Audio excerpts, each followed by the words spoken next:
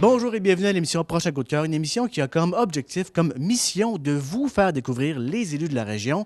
Cette semaine, je retourne à l'école, mesdames et messieurs, et je reçois le député de Vaudreuil, M. Yvon Marcoux.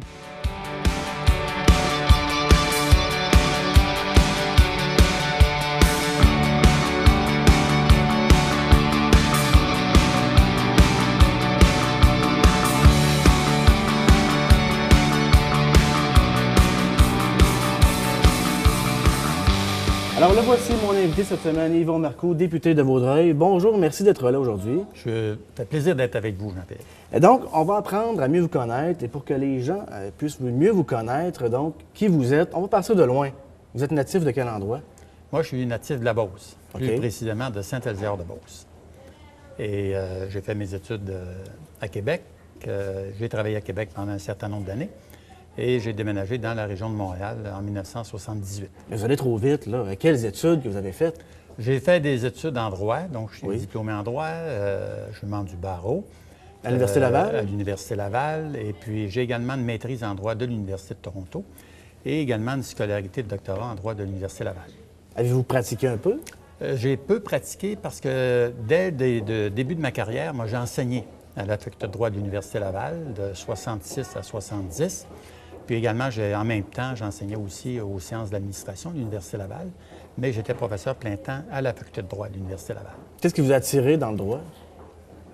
Écoutez, vous savez, je pense bien que c'est lorsqu'on fait un choix, le droit, c'est une profession qui est dans le domaine social, finalement.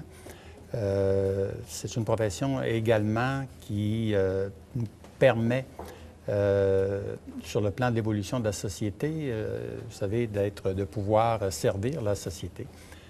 Et j'ai fait mon cours classique, donc j'avais différentes possibilités. Finalement, j'ai choisi le droit et je dois vous dire que j'ai adoré à la fois les études de droit et puis également mon travail subséquemment. Et justement, qu'est-ce que vous avez fait après? En 70, je suis allé comme fonctionnaire au gouvernement du Québec. Donc, aux finances d'abord, parce que j'ai travaillé en matière de législation, au Conseil du Trésor, qui est un organisme très important. Donc, j'étais secrétaire adjoint du Conseil du Trésor. Et subséquemment, de 74 à 78, j'ai assumé les fonctions de sous-ministre adjoint et de sous-ministre en titre également pendant quelques mois au ministère des Affaires municipales. Donc, on voit un peu là, la tendance peut-être là, vers l'implication politique, là, à ce moment-là, ou c'est je venu plus dirais tard? non, pas à ce moment-là. Bien que je me sois toujours intéressé à la politique, là, avec un grand P. Subséquemment, donc en 78, en déménageant à Montréal, je suis allé dans le secteur privé, où j'ai œuvré pendant une vingtaine d'années. Donc, poste de vice-président Banque provinciale, Banque nationale, Banque Laurentienne, président de la Société générale de financement également, pendant 2 ans, au milieu des années 80. Et après ça, comme premier vice-président et vice-président exécutif chez Provigo, donc une entreprise québécoise bien connue. Bien sûr. Et la politique arrive quand? Bien, la politique est arrivée en 98. Remarquez que tout au long de ma carrière, dans l'exercice de mes différentes étapes de carrière, je me suis toujours impliqué dans d'autres organismes. Parallèlement? Parallèlement. Et pour moi, ça, c'était important de le faire.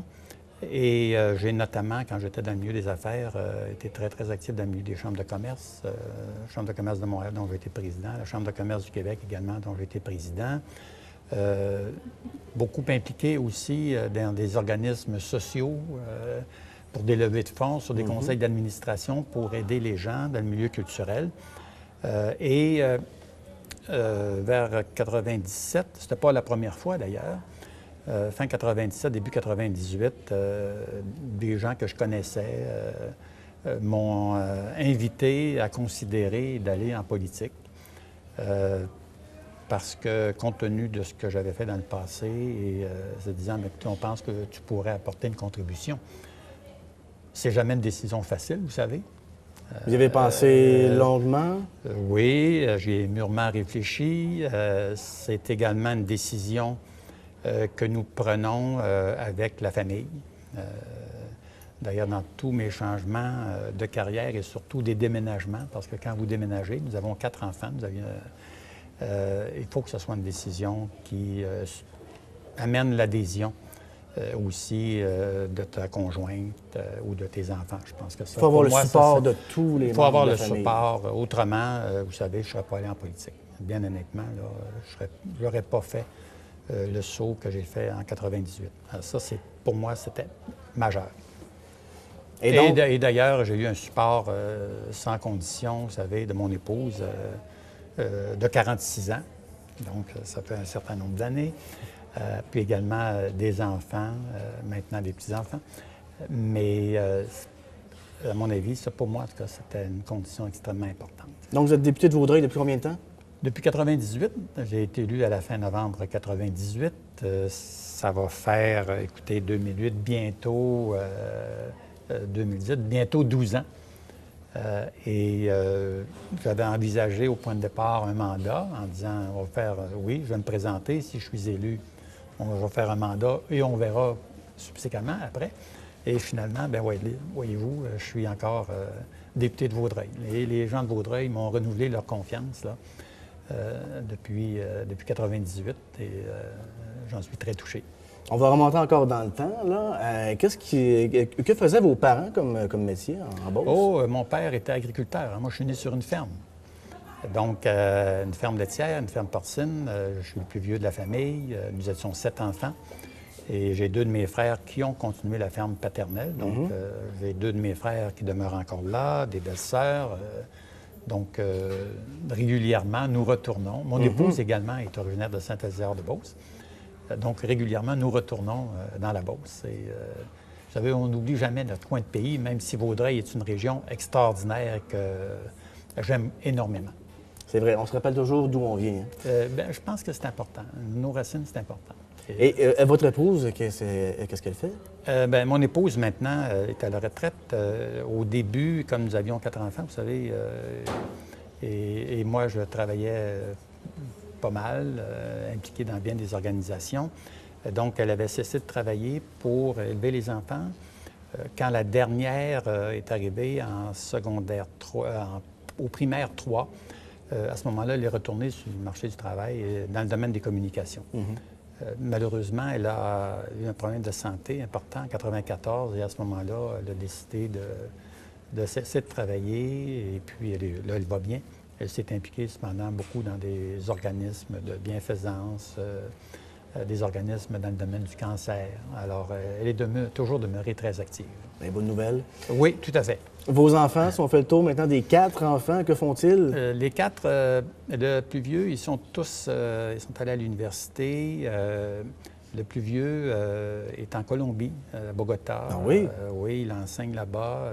Il enseigne le hockey en Colombie, à Bogota. Ils ont 2 petites filles. Le hockey? Le hockey, pas le hockey sur glace, mais ce qu'on appelle le roller hockey. C'est un sportif qui a toujours été impliqué dans le sport. Il avait terminé à l'Université McGill. Ils ont deux filles. Le deuxième est diplômé en administration. Il travaille dans le domaine des assurances. Il ne demeure pas très loin de chez nous. Moi, je demeure à Boucherville. Je ne demeure pas dans Vaudreuil-Dorion, dans Vaudreuil, de la région à Vaudreuil-Dorion ou dans la région. Ils ont 3 petites filles. Le troisième, lui, qui travaille il est ingénieur. Ils ont deux enfants, une petite fille et un petit garçon. Et notre dernière, Valérie, elle, qui est dans le domaine des communications également, qui travaille dans une firme à Montréal et qui demeure à Montréal. Alors, ça fait des bonnes réunions de famille. Nous avons 7 petits-enfants maintenant. Déjà, c'est Déjà, tout à fait. Écoutez, ça vous donne mon âge. Bien, parfait. On a appris à mieux vous connaître, donc par votre parcours professionnel et familial. Et donc, après la pause, on va vous connaître davantage parce qu'on va parler de votre coup de cœur, qui est l'école ici, et pourquoi vous l'avez choisi. Donc, c'est ça qu'on veut savoir. Bien, c'est là, après la pause.